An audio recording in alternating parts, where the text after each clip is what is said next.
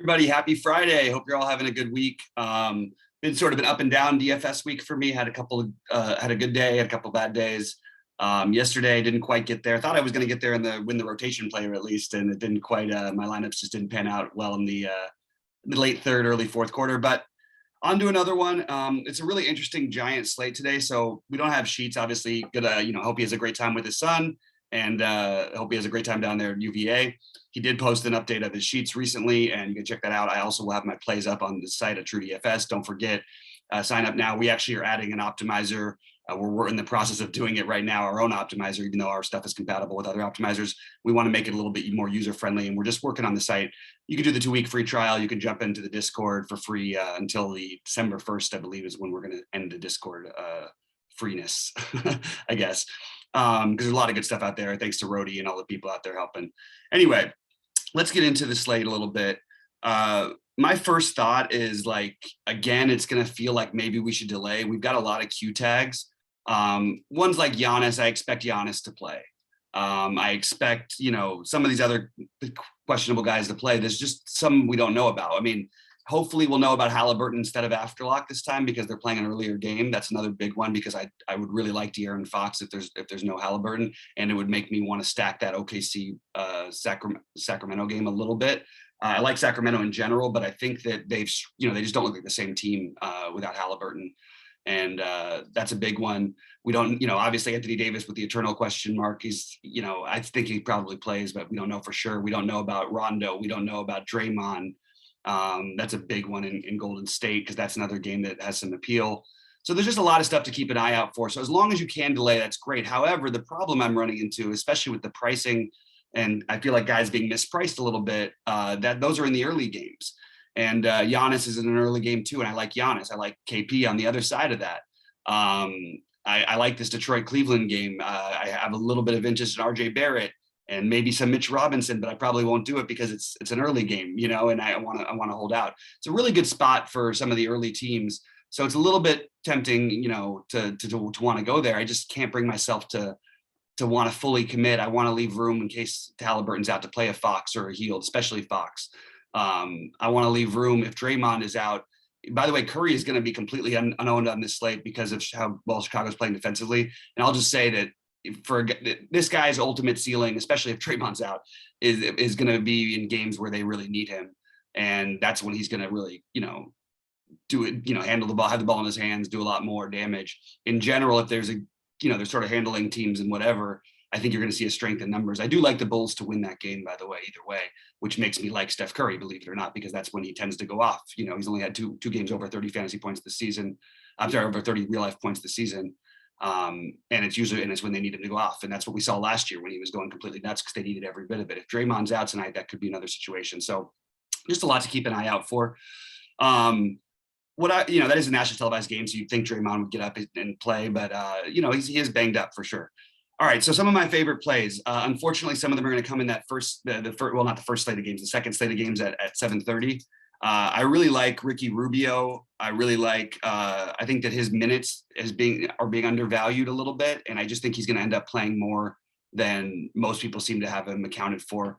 And that's just how I see it. Even whether he starts or not, people might come off it a little bit. I just think he's 20 some odd percent owned probably today, maybe 30% in the higher buy-ins. I think he should be a lot higher than that. It's a really good spot for him. A guy who's unowned on the other side of that game is Cade Cunningham. And I am projecting right now to be unowned. I don't know if that's really going to hold, but I really like Cade Cunningham and I really like Isaiah Stewart at this price. You'd think they would need Stewart's size in there in this particular matchup. So I'm a big fan of both those plays, and maybe getting a little mini stack. You could even play on the other side. I think that Jared Allen is completely reasonable, as well as Mobley or Garland. So you can make this a little game stack, even though it's not the most up pace, fun game to stack. And I a little bit worry about Cleveland potentially handling Detroit. I think that Cleveland should be a bigger favorite. I like them to cover a 5-point spread, so it does have me a little worried. But just something to keep an eye on. I'll talk about DraftKings specific. I mean, look, I like Lonzo or guys I like on both sides. I guess I'll go first. Lonzo, I like on both sides. Melton, I like on both sides. Rubio, I like on both sides. Luka, I like on more on FanDuel. I like Kristaps more on DK, but I like him on both sides.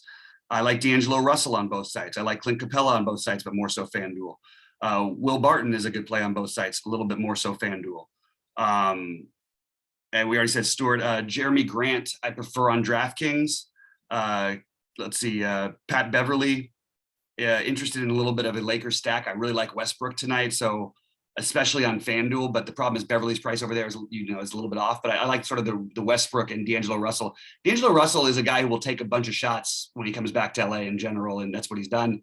He also does that whenever he plays against Clarkson.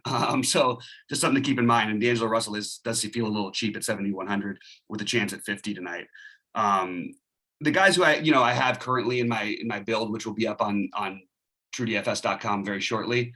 In my first go at it today, I did feel like I wanted to get Giannis in there above the other spend ups.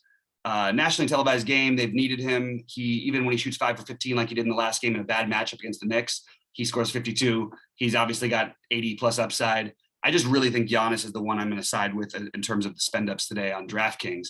On FanDuel, I like the price. I like keeping it the Westbrook, Fox, Russell, Giddey. I like a lot over there. I didn't mention him, I don't believe.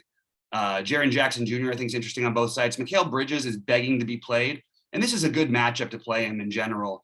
It's been frustrating with him. He projects great every day and almost never ever gets there, but I actually think today is a better chance for him to get there. So those are some of the things I'm doing today. I know we're just going to do a quick show today. I will be live with you guys at 6 Eastern time, and hopefully have a little more clarity on this slate, who's playing and all that stuff, which would be pretty helpful. I'm just double checking my numbers in my stat, to see if I maybe forget anybody.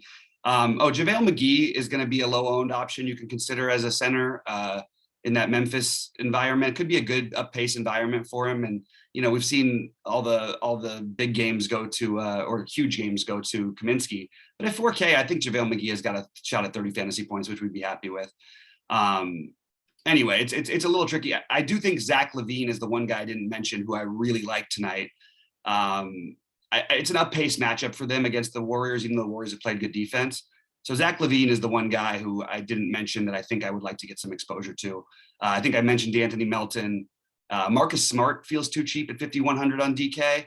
I know, without Jalen there, he did put up, 34 the other day. He hasn't really been shooting the ball that much, but he's still pretty active in facilitating, and then also gets the defensive stats that you like. So I think he's interesting. A lot of ways to go, but I think this is what I'm doing mostly, and those are the guys who I'm starting my day with. We'll have much more clarity for you at 6 Eastern time. Thanks so much for tuning in, guys, and make sure you're there early so we can get the questions firing. I don't love doing shows alone, but I love it when I go back and forth with you guys, so I feel like you guys are my co-hosts. So be there at 6 Eastern and check out TrueDFS.com. Good luck, everybody.